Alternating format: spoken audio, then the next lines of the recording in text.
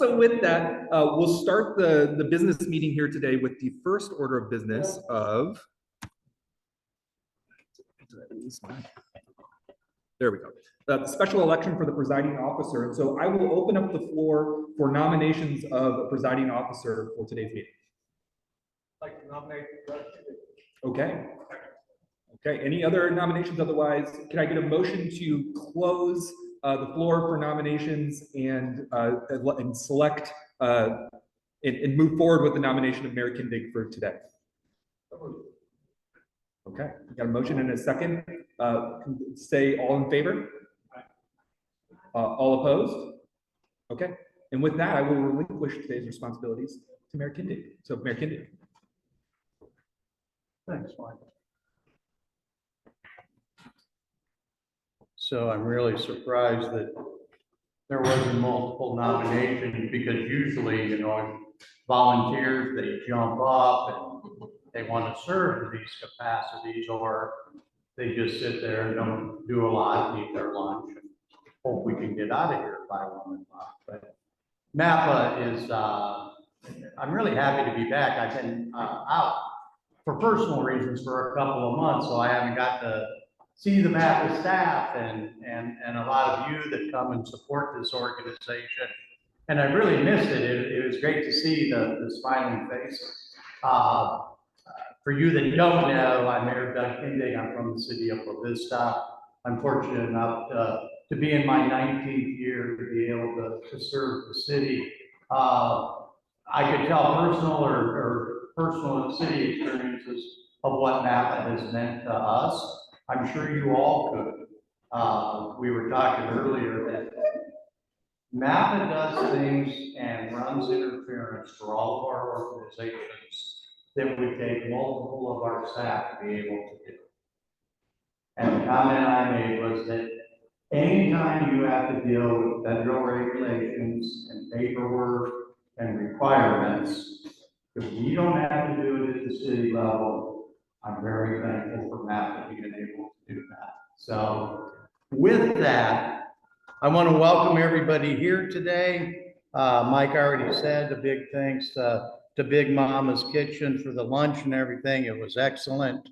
I will say that this meeting of the Metropolitan Area Planning Agency Council officials will be conducted in compliance with the Nebraska statutes of the Open Meeting Act. For reference of the copy of the Open Meeting Act, it's available at the registration table. For action items, if you are unsure whether or not you are a voting member of the council, it will be noted on your name tag. And so let me see here. We've got that. I think I can move right into really why we are probably here today. And I'm excited to hear from Charlene to do a presentation. Oh, sorry, I already screwed up. Roger Garcia, Douglas County Commissioner, is here to give us a welcome.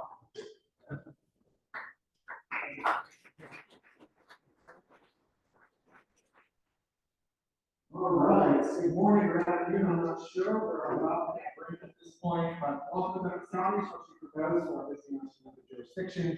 It's of course always our honor and our pleasure to be here in Douglas County. So as mentioned, my name is Roger Garcia. I'm currently serve as the chair of the Douglas County Board of Commissioners. I recently joined the MAPA board as well, and as a newer MAPA board member, I've been impressed to learn about all of the activities that we are involved with as an organization. Some of these activities include, for example, the Safe Streets and Roads for All initiative, which included the awarding of a very competitive $750,000 grant from the U.S. Department of Transportation to MAPA to develop a regional strategy and action to reduce from serious injuries to zero by 2040 in our overall regional area. That was a goal set by MAPA board. But we know that this is just one example out of many where we could say, hey, instead of just one, why not all of us? We all care about issues of safety, issues of economic development, and of overall health and growth, for our respective jurisdictions, but also our overall regional area. So I thank you sincerely for this continued partnership through MAPA, because successful and sustained collaboration requires continued action, continued effort, and resources to keep collaboration at this level going efficiently and for the long term. So thank you again, and onward to the rest of the week. Okay. All right, now I can introduce Charlene, who's going to give a presentation on 75 North. Charlene is a seasoned healthcare administrator with over 31 years of experience, leading multi-million-dollar expansions as renovations, as well as regulatory compliance and risk management for a health system. Post-COVID, Charlene pursued her passion for mission-driven work related to the social detriments of health. This led her to her current role as president and CEO of 75 North Revitalization Corporation. Charlene's dedication extends beyond her professional pursuits to various civic responsibility commitments. She currently chairs the Omaha Municipal Land Bank Board of Directors. Her leadership spans various other organizations, including the Omaha Performing Arts Board, past chair and advisor of the Exarban Women's Ball Committee and American Cancer Society. She holds a bachelor's degree from Howard University and a master's from the University of Nebraska Executive MBA program. And maybe her biggest responsibility, she is a mother to two sons of Alice and Evan, and the wife and the better half of County Commissioner Chris Rogers. So can we welcome you, Charlene?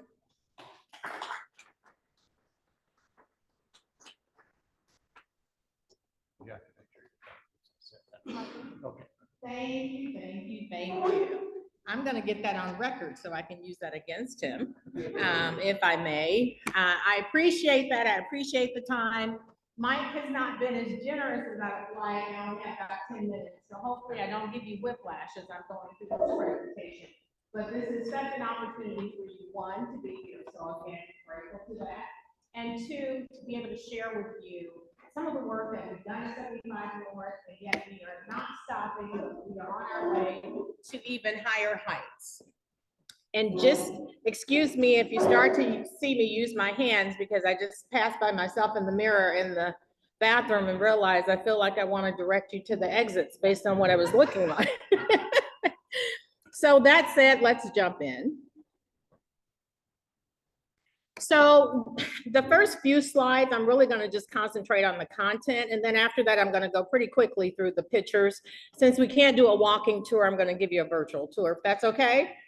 So the important piece to know is that the spot that you sit on, we consider this Highlander, and this space and all that you can see here more immediately was really constructed back in 2011 when 75 North was really the brainchild of being intentional work by a local philanthropist to say that, you know what, we had Pleasant View and Hilltop, for some of you who are from the Omaha area, those were like the barrack style housing developments of old that were demolished.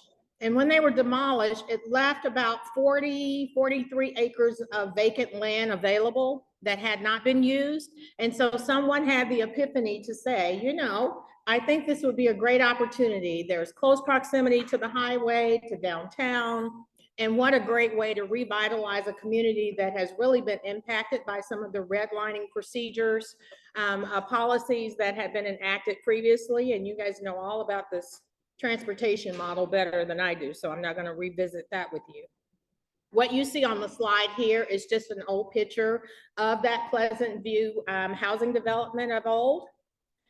And then here, what you're looking at on the left side, yes, on the left is what this space looked like, that 43 acres or so before it was developed.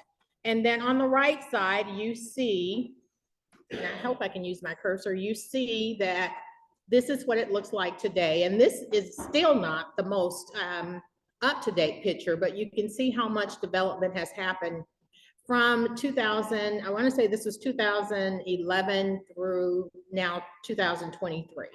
And just to put things in perspective, we are sitting right here, if you can see my cursor moving. And this is the Highlander building that you can see across the way and all of the green space immediately outside. So this is a very important slide I want to spend a little time on just to share with you. One of the things that has helped us be successful in this model of community revitalization is that there's a parent organization by the name of Purpose Built Communities that's based out of Atlanta, Georgia. Some of you, I see you nodding your heads. You may be familiar with that from some other conversations. And what PBC, as we lovingly refer to it as, allows is if you are a community like Omaha is, looking to revitalize some parts of your community, we will give you some best practice models to follow. And what we know is at the basis of each of those communities, I'll show a slide here on the next, as I move through this, to show you that there are about 27 of these communities who have signed on to commit to this development plan. There are 4 pillars that really anchor you under PBC model. One is that you are going to do mixed income housing, which you can see immediately around, and you'll see more pictures. Another is a great education plan, which we have a relationship with Howard Kennedy School and actually a 10-year agreement that we signed with OPS to make sure that that was in place. The third model being, or the third pillar being cradle to college. I'm sorry, I just said that. Community wellness and health. And so that's important to see a community thrive as well. And then finally, economic vitality. So with all 4 of those components wrapped around the fact that we knew we had great support, whether it be philanthropy or from governmental entities or otherwise, we have seen that all come to fruition since 2011, and we are still moving. So earlier I indicated that there were about 27 communities. This is what you see on the map.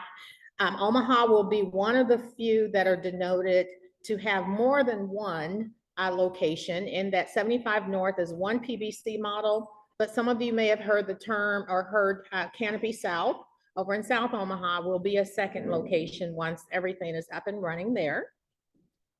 I mentioned Howard Kennedy School, that is just a couple blocks down North 30th, where we actually, this is our anchor school that we've committed to trying to bolster with some of the PBC model information. And to even anchor that further, the plan was to create a pipeline even before you got to elementary school by making sure we had an early learning center community that would just naturally lend into that Howard Kennedy Elementary School. A couple pictures here that on the top floor, coming back to our accelerator, we have several partners that reside in the space that we think also help to bolster what we're trying to do in the education space. So this is a picture of the Metropolitan Community College space, and this gets activated, and I love it when I see all the school kids come here. You can always hear them maybe before you can see them, which is a good thing. Here's some of the educational program that we are committed to annually. Some of our programming happens right here in this space outside in the green space area. This is a way to engage with the community. We are always looking for community feedback, because it's another piece that I didn't mention that's fundamental to the PBC model is listening to what residents want. And we're so excited to announce, you would have seen this lovely building next to you here to the north. The greenhouse actually opened officially in December. So we are in the process of getting everything up and running with that. There's a micro market that's available to buy the greens that we're growing on the top floor of the greenhouse. There's commercial space to store for others in the community who have food and things that they want to use and get back out to our Omaha community. It's a number of things that we're very proud of. It's one of a kind in the state, so please help us share that information. And then also, I glossed through that, but Charles, next to the greenhouse, I should go back.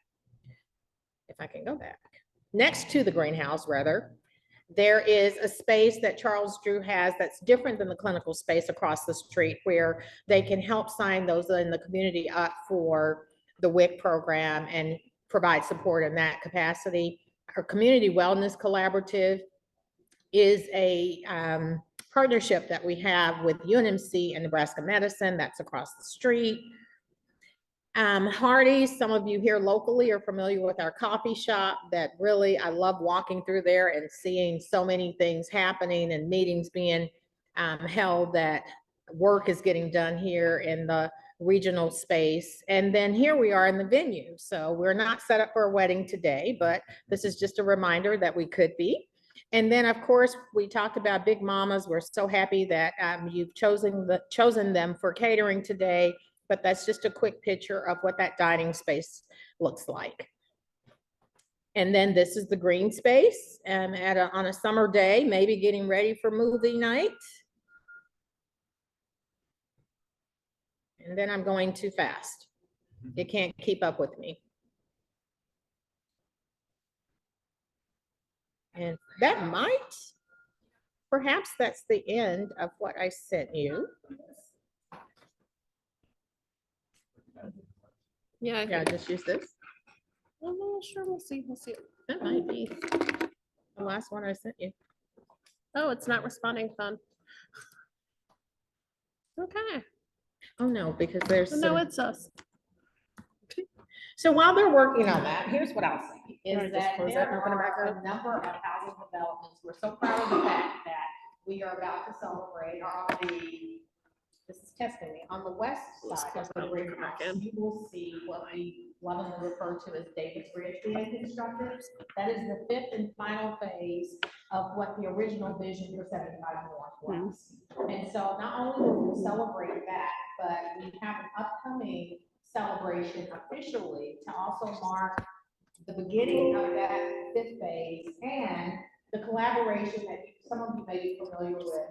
We received a $25 million grant that we are working on in collaboration with Omaha Housing Authority and also the city of Omaha and Brenshore Contracting.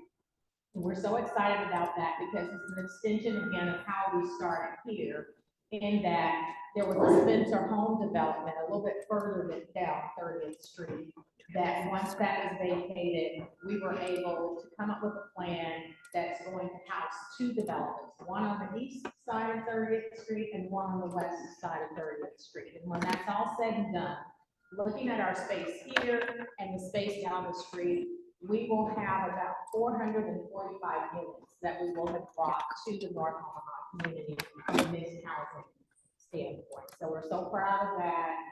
We've now ventured into single family housing as well. For 2023, we actually constructed 16 houses and renovated 3. And again, a lot of excitement to just get those in the residents in this neighborhood who qualify into homes so they can start to break the cycle of poverty and hopefully start to build some generational. Any questions? These ladies are really committed. I appreciate it, but as I said, I was gonna probably give you whiplash going through all the pictures because I wanted to show you. Like asking me to speak about my favorite child, but I can't just show you one thing. I have to show you everything. Any questions for me? So excited to learn more about it, but yes, you're right. My husband agreed to give me a quick and I don't think he's justice the way that he did. So I just wish you a great meeting, and trust me that you're sitting at that jewel of a place that has so much more before it, and it would have been good. Thank you, ladies. It's died on us as well, so.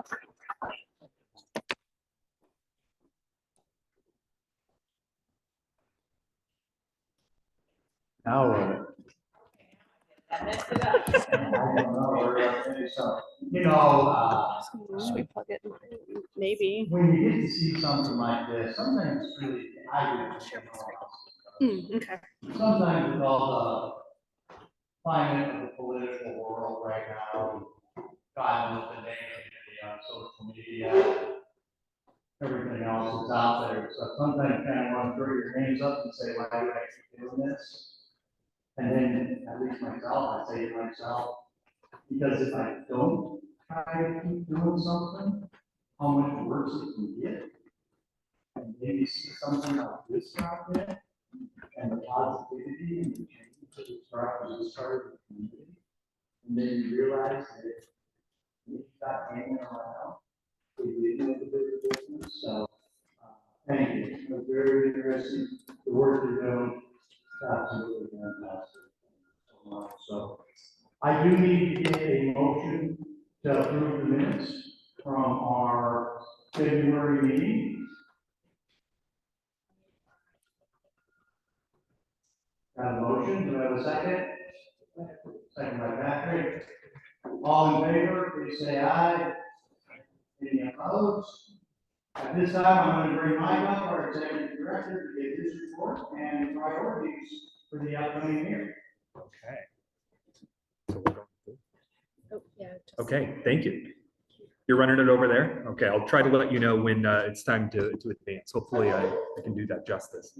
Well, thank you all. Thank you, Sharlon, for that presentation and your kind words, and tremendous to see the progress. We've held MAPA meetings here before, and just each time we come back, there's something new to celebrate. I mean, just the pace of the housing development in particular is tremendous, in addition to the greenhouse. So thank you so much for sharing that.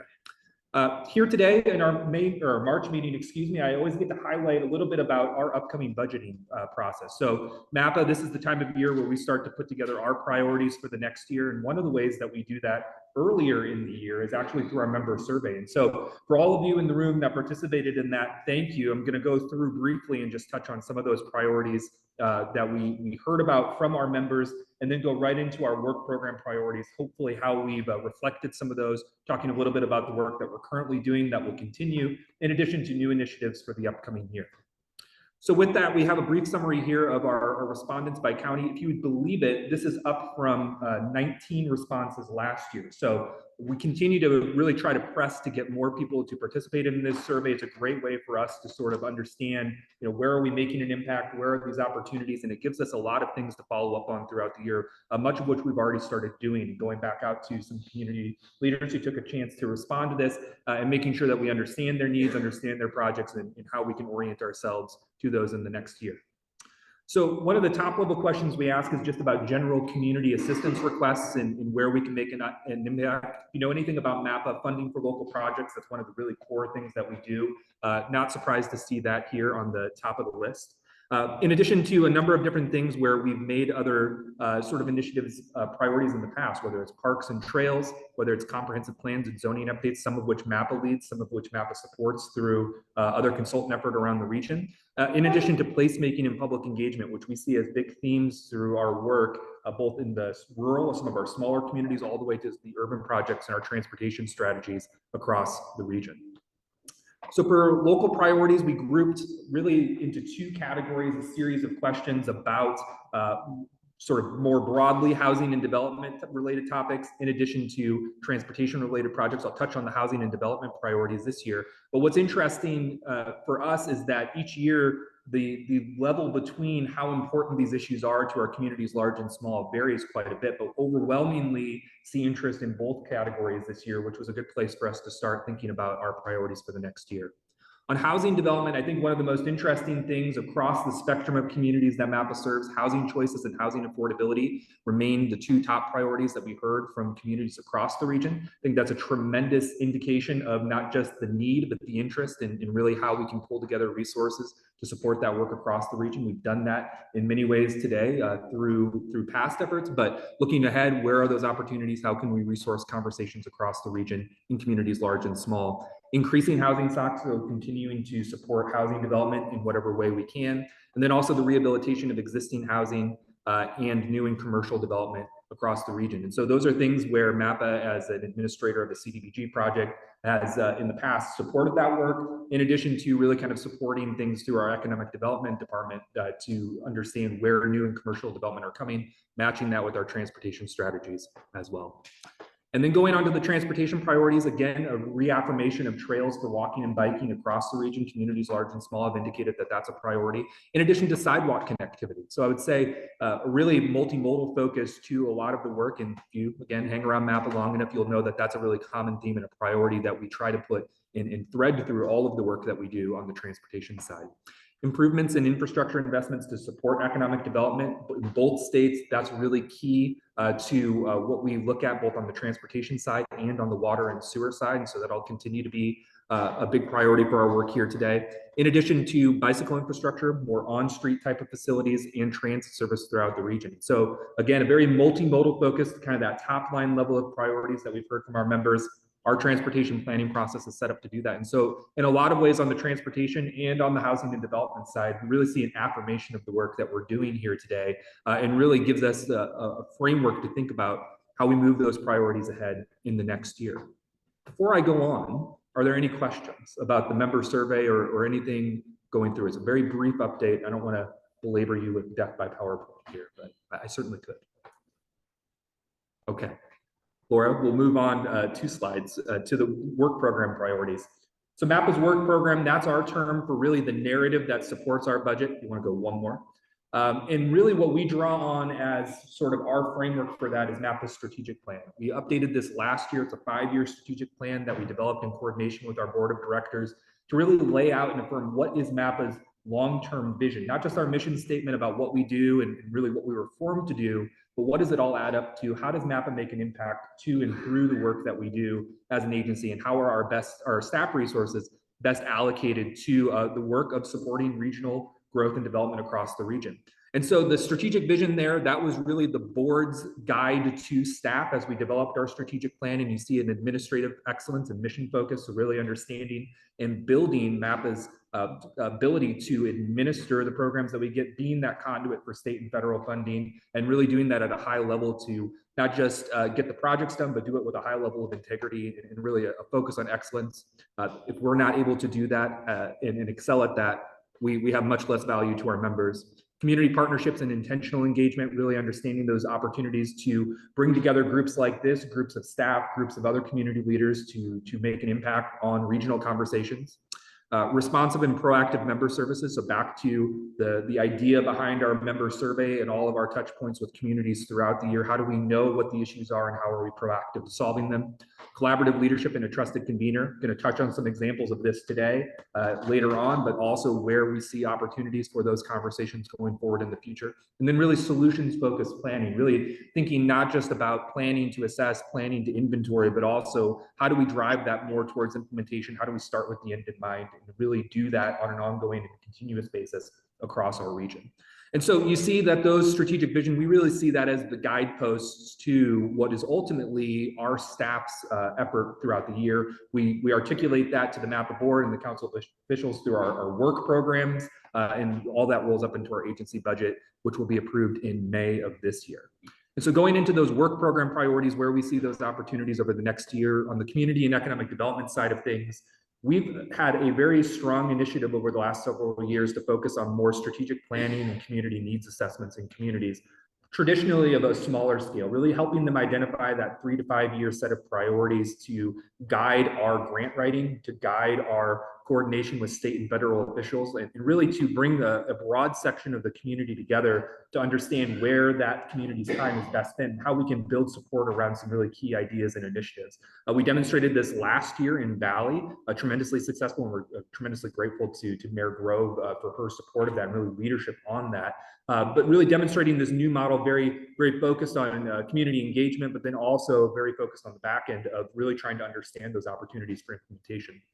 Grant writing and administration.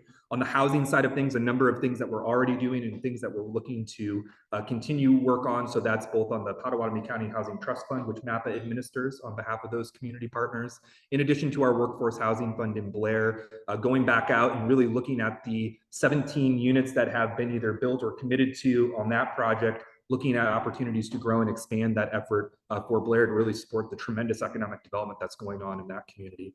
More effort on regional brownfields coordination, also looking at a coalition grant to bring those partners from both the nonprofit, for-profit, and public sector together to access those resources through EPA more efficiently. And then continuing to support our revolving loan fund for businesses. This is a partnership with the Nebraska Enterprise Fund, a loan that was capitalized throughout the Economic Development Administration. And it's had a really tremendous impact on small and micro businesses across the region to date. On transportation planning, the infrastructure bill, people are talking about reauthorization, but there is still 2 years left on that bill, really a transformative amount of resources available for transportation infrastructure projects. MAPA, as the Metropolitan Planning Organization, really has a front row seat to how we go after those resources intentionally, how we really build support and really confidence to go after and access federal funding. There's a lot of hoops to jump through, as Mayor Kindig noted, especially on the transportation side of things. It's not for the faint of heart, but there are a lot of needs. How do we find those best candidates and move those through the process? That's something that we continue to have our eye on. And at the highest level, our 2050 long-range transportation plan will be adopted by October of next year. And so this is really a big year for both the data development, that regional policy document, building on the work that we did in partnership with the Greater Omaha Chamber of Commerce around Connect Go, understanding those people-centered goals for transportation and mobility. How do we connect people to work? How do we connect people to the things that are most important to them? And then really increasingly an increased focus on the most essential part of quality of life, which is having a quality of life, and those traffic safety investments that we have heard from communities large and small are so crucial to our transportation strategy. Commissioner Garcia noted that we have the Safe Streets and Roads for All grant. It really builds on the success of Omaha's Vision Zero process for their community, complements that effort, and really will bring the rest of the region into that framework and being able to access those federal funds on a more routine basis. It's a project we're very excited about. And then also on the Climate Action and Resiliency Plan, again, an effort led by the city of Omaha, MAPA brought in to really support that effort and broadened out to the entire MSA, understanding where those opportunities and those local priorities align with those federal priorities, accessing additional resources, and making sure that we put our best foot forward on that front as well. The next slide. Finally, a couple of additional categories. Again, if you hang around MAPA long enough, we're data people. We have a lot of resources available on our website through our planning processes. There's a number of things that are going on in the next year that have an impact to local governments. With the Census 2020 update, functional classification will be changed. That's really kind of an indication of what a roadway is doing today, but is also a key indicator for the eligibility of roadways for federal funding. And so it's a process that we want to go through intentionally with our members. Looking at the opportunity to do a regional housing market value analysis. This is a priority that was identified through the regional housing needs assessment that was led by philanthropy several years ago, understanding how do we support shared measurement across the region. How do we understand the opportunities for accessing state and federal funding, and really support nonprofit developers, CDFIs, and policymakers in having those tools to really align all of those investments across the spectrum. Drone photography, as you've seen from our slide deck here, a really core part of how we communicate our work and the value of it, and will continue to be that as well, in addition to our ongoing support for GIS departments. They really make a lot of what we do possible across the region. And then those collaborative tables, there are a number of initiatives, increasingly a large number of initiatives where MAPA has been asked, or MAPA has identified an opportunity to have conversations about a potential, getting on the same page, identifying priorities, whether those are from the ground level of our Heartland 2050 working groups, things like our Western Douglas County Planning Collaborative, which we've talked about in this group quite a bit of that group of leaders in Western Douglas County, in addition to the Douglas County representatives and the city of Omaha, understanding how growth in that part of the community will continue to shape those communities. What are the challenges? What are the opportunities, both in housing and recreation and infrastructure? That's been replicated now for Mills and Cass County, a real bi-state partnership looking at continued economic development support, in addition to flood recovery and housing, as well as really key priorities of that effort. MAPA, again, as a collaborative table, we have here the ICE Jam, kind of continued response and framework around the Missouri River and some of the issues that drives, all the way to things around the governance of the streetcar and future planning and expansion of that. And so, at its core, this is really what MAPA exists to do, to be this kind of collaborative effort, bring people together and understand our priorities and where we can work together. Ultimately, there's a lot of work to be done. There's no shortage of work to be done, and we're really grateful for all of you and your time spent and all the staff's time as well on MAPA's projects and initiatives, which really truly wouldn't be successful without all of the continued support from our members. And so with that, That's my highlight of the members, or excuse me, for the annual work program. Are there any questions before we move on with the remaining part of the agenda? If not, I will hand it back to Mayor Kindig. Thank you very much.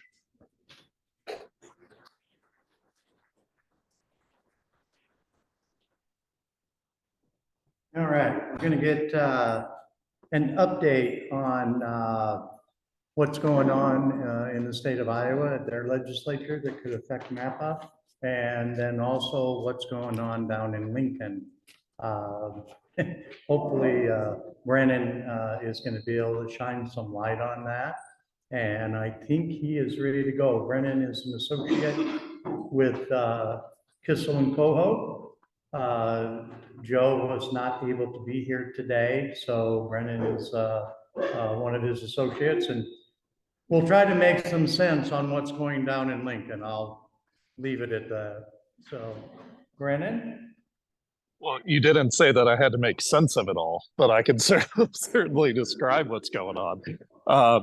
Everyone, it's a pleasure to be with you, and I'm sorry I'm not on camera. We're still over here at the Capitol, where they just broke for lunch from a long-winded debate on the budget. We are undergoing a little bit of extended discussion, aka filibuster, on the state budget, the first of two bills. So we are about on hour four and a half of an 8-hour debate on this first bill, which is all of the kind of budget changes. And then we'll do another 8, it sounds, on the second bill, which are all of the transfers from various cash funds. So we've got a long debate ahead of us for the rest of the week on the state budget. A lot of the conversation right now is focused on kind of the movements happening within some of the cash funds. I'm going to use a term of art, swiping from cash funds, including some housing dollars, $25 million of housing dollars, but also some from areas like developmental disabilities and behavioral health, and some lack of increased funds for things like court interpreters. All of this is to say that there are a lot of amendments going on to the budget. To kind of back up in the session a little bit, we're at day 42 of the 60-day session, meaning that if you look at the calendar, we have about 14 days left of really actionable days, those days where bills could move across the finish line, have time to lay over in between various rounds of debate, and be presented to the governor. So time is of the essence in a major way. A lot of work continues in some committees. There's been a lot of press coverage regarding, in particular, the Revenue Committee and what they might do on taxes. They are currently meeting in a very long executive session. They started at about 10, but there is no white smoke to be seen from the committee room that they have a package put together, but they need to be moving something in pretty quick form in order to get it up and heard. We are still hearing that things on the table could be some changes to TIOSA, the school funding formula, to a sales tax increase, to some exemptions. Really no concrete plans until that committee comes out with their plan. I think any sort of tax shifts or tax increases could have a lot of opposition, especially going into an election year. So by no means is this an easy process for the Revenue Committee to get what they want, substantial property tax relief, and what the governor hopes is substantial property tax relief of 40%. So they are working forward on that. Additionally, other committees are working forward on their packages to get them out to the floor so they could get up for debate. I think it's safe to say with so limited hours coming forward, you're going to see mostly committee packages, not to the extent we saw last year where there were mega packages. Most committees are kind of holding to that 10 bills and under in a package, and most things are widely agreed upon by members and largely non-controversial.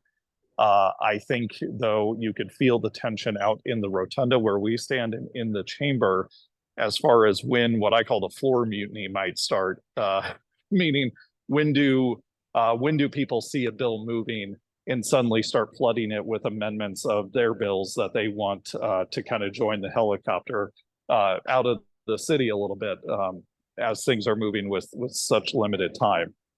So that is a little bit about where we are. Today is day 42 for those counting. So we will wrap up right now. I think it's April 18th is day 60 of the session with some recess days built in there for governor's vetoes. We will also enter late night debate starting in about a week, where senators can meet legally until 11:59 p.m.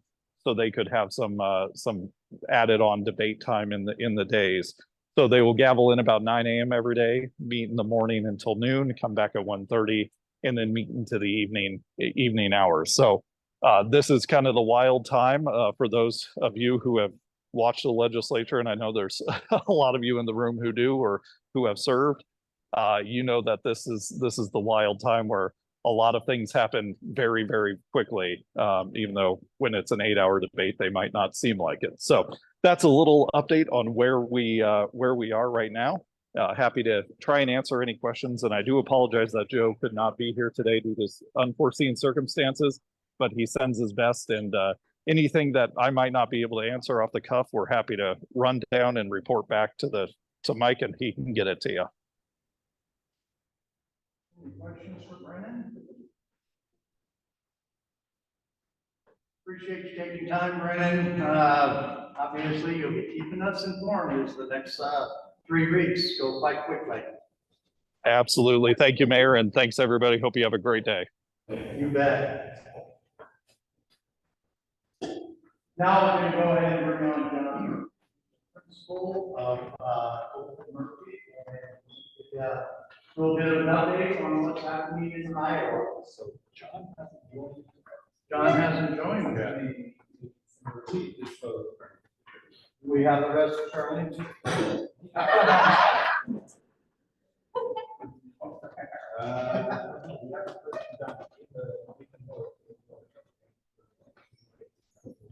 Okay, we'll get in just a minute or so.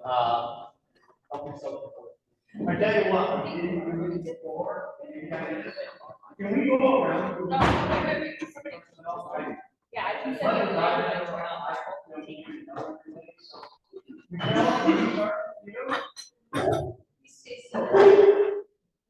I'm just showing them off.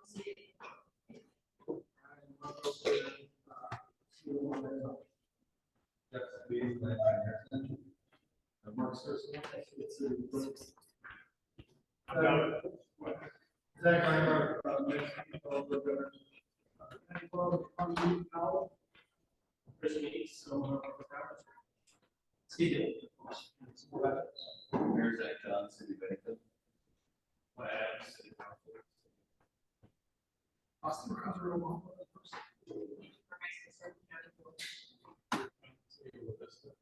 All of this is the new record.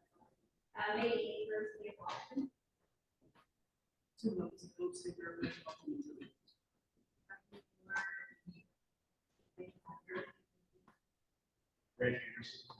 Manager. Good work.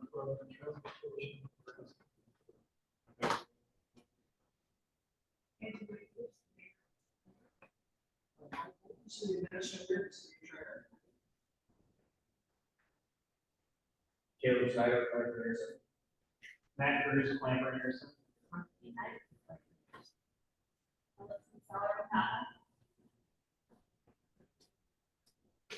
Andy Miller, Council Bluffs. For my own MAPA. Well, thanks. I'm glad we were able to do that. The good news is John's been able to join us. We'll get an update.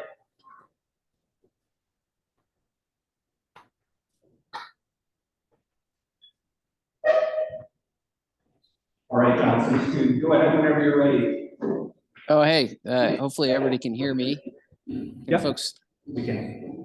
Okay, great. I've got a little echo from your side, so hopefully it's not happening on your side. So Well, hello, everyone. My name is John Murphy. I'm here on behalf of my firm, Cope Murphy, which represents the councils of government here in the state capitol here in Des Moines. And it's a pleasure to come talk to you for a few minutes about what's happening in the Iowa legislature. Feel free to shoot something through the chat if you have any questions, or if you are having a hard time hearing me or anything, so I can see that. So always like to start when we talk with folks about giving them a sense where we're at in the session right now. We're in week 10 of the Iowa legislative session.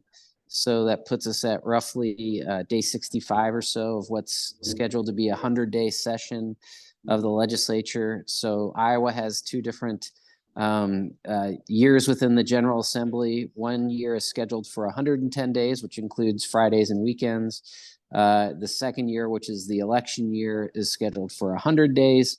And we're obviously in the election year and in the 100-day schedule.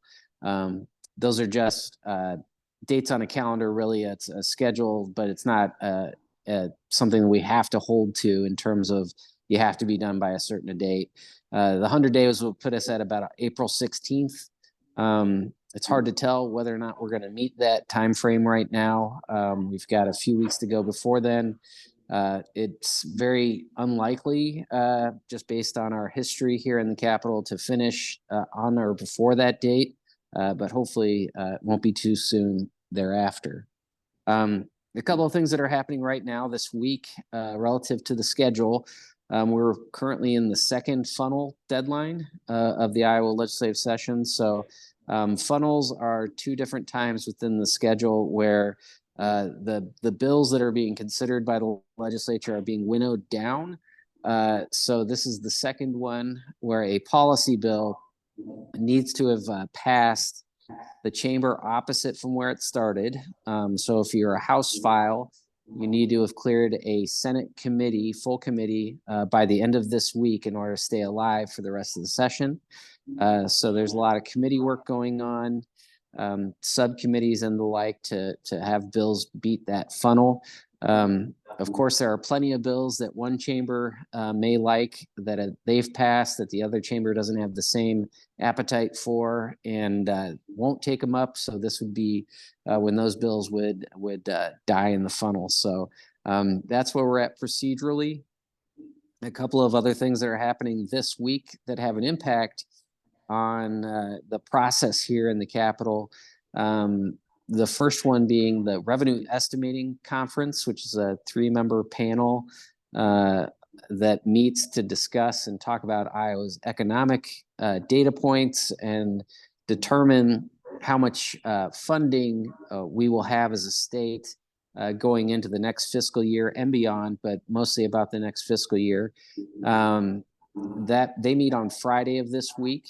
So the legislature will take into account that information. The REC meets 3 times a year, I believe. They meet in December ahead of the session, which they did last year. And they determined at that time that Iowa would have roughly $9.6 billion or so of revenue coming in the coming fiscal year.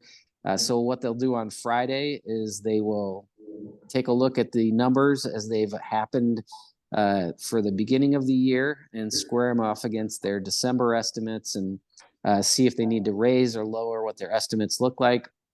And then the legislature has to use the lower of the two numbers between December and March as they set their budget.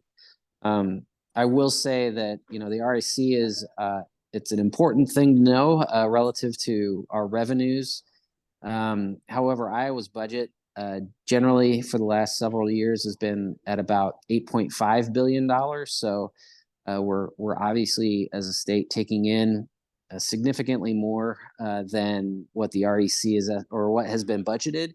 The legislature over the last several years has budgeted at about 90% of our incoming revenues, which is why we have in the state of Iowa extremely full coffers in terms of our emergency funds. The Taxpayers Trust Fund is full or is extremely full. And so those dollars go into those different accounts when we don't spend up to what's constitutionally approved at 99%. There is a significant amount of money. And so we expect this year, as you may have heard, that tax cuts will be considered and passed by the legislature this year, both on the corporate and the personal income tax side, using those dollars to reduce Iowans' income taxes and corporate taxes. So we expect that to happen. The funnels that I talked about earlier don't apply to taxation or appropriations bills. So generally speaking, tax bills kind of wait in the wings until we get to about this last third of the session before they start coming to the forefront. Legislators will take a look at what that REC number is, and then they'll start determining not only what a budget could look like, but also this year, as has been the case in several of the recent years, what kind of tax reductions can happen. And so that will be the bulk of the conversation going forward as we enter, week 11 and beyond of the legislative session. So another thing that's happening this week is on Friday is the last date for candidates for the Iowa House and the Iowa Senate to file their nomination petitions to be on the June primary ballot. You have to be on the primary ballot in order to be on the general ballot. So all candidates for the House and the Senate and Congress need to file by Friday. So this is important from the standpoint of just, if you're an incumbent legislator, you probably, if you have a primary, it would be beneficial to you to be home and campaigning, knocking doors and raising money and doing the things necessary to run a campaign, rather than being kind of cooped up in the Capitol doing legislative business. So once we see kind of that final list of which incumbents have primaries, and so far we've seen a couple, but not a huge number. I've seen one on the House, one on the, and I'm talking about incumbents, people who are currently elected getting a primary from their own party. I've only seen one in the House and one in the Senate. So we expect to see more. They do have until Friday to file these petitions. And that, again, if you're an incumbent and you have a primary to run, you probably want to encourage your colleagues to move faster to get home so you can campaign. And in the past, we've also been impacted by Iowa's agriculture, history. Our farmers who serve here in the legislature, once the weather starts to get a little bit better and the opportunity to get into planting happens, they kind of push towards wanting the legislature to adjourn so they can get in the fields and do that necessary work. So we don't have as many active farmers in the Iowa legislature as we used to, but it certainly is a factor that deals with how many days we're going to have left in this legislative session. So that's where we're at relative to our session. I'll stop there. If there's any questions about kind of that setup or any comments folks would like to make. Questions or comments for John? I would just have one question, John. I don't know if you hear, this is Mike with the City of Trainer. Has there been any talk before the second funnel on local option sales tax? Has anything been talked about? It's been pretty quiet, but yeah. I know we would have been doing a tap on it. So that's a good question. In the past, there has been some discussion about Lost. Not so much this year. I agree with that. It's been pretty quiet relative to Lost. There has been some plans put forward in the past in bill form. Senator Dan Dawson, who represents the Council Bluffs area and is also the chairman of the Ways and Means Committee, has talked about of the Lost tax relative to Iowa's Water and Land Legacy Fund. And so taking the Lost and I hope I don't get the functionality of it wrong, but covering all of Iowa with the Lost. I think there's only a handful of communities that don't have a Lost tax right now. And the plan would call for increasing the sales tax by a penny, taking away the Lost tax, and then making communities whole with another mechanism. And then that would also trigger the I will provisions. That's been a plan that's been talked about in the past. That has not been, at least from what I've seen, talked about this year, but it has been discussed in the past, but not actively this year. Good question. Anybody else?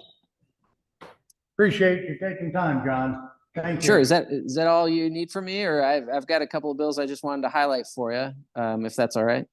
Yep. Okay. So the COGS, our priorities this year are housing, and in that area, there's legislation to increase the housing trust fund, which is House File 2188. It's a Ways and Means bill, so it's not subject to the funnel.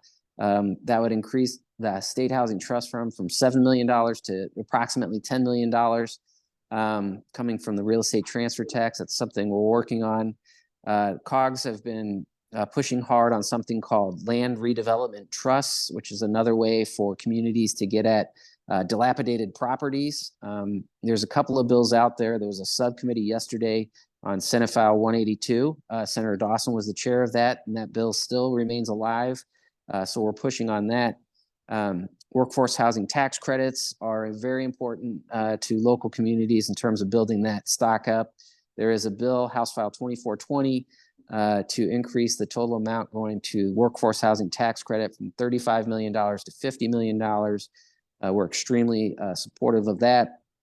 We are also working through the appropriations process to increase COG assistance, which is done through the budgeting process by its current amount is $250,000 to $400,000. So we're working on quite a few things here in the Capitol, but I'll stop there. I don't if you have any questions, but I know you've got a schedule to keep, so I'm happy to take questions or let you go.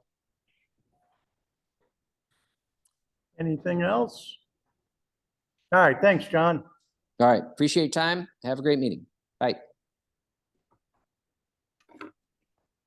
All right, well, I hope you found that kind of informative. If you don't follow the legislatures, it's a crazy place down there. I better just stay quiet because, yeah, I'll stay quiet.